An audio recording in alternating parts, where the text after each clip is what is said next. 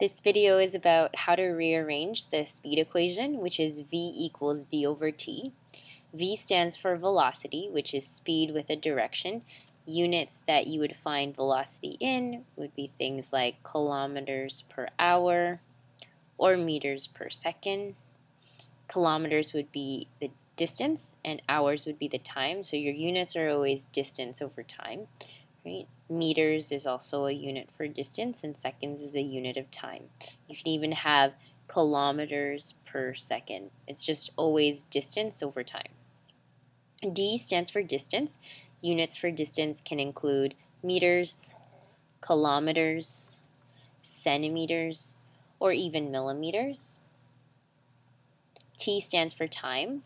Common units for time would be hours, minutes, seconds, even days, or years.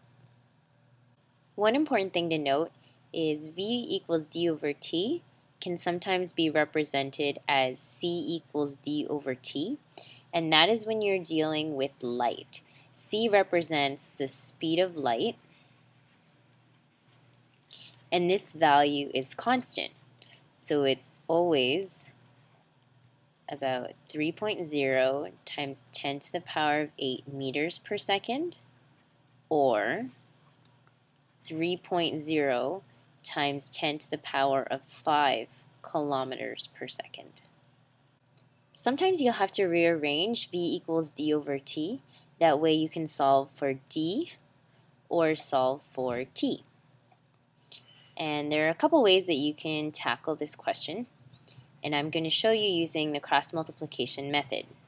So the first thing is, if you start off with v equals d over t, v equals d over t is really v over 1 equals d over t. Then what you do is you multiply these two values, and you'll get vt is equal to 1 times d, which is d. And so now you've got d is equal to v times t. Now, if you need to solve for t, if you start with d equals v times t, what you want is you want t by itself.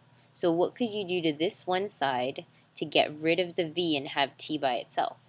Well, what you could do is you could divide by v, and what you do to one side, you have to do to the other side.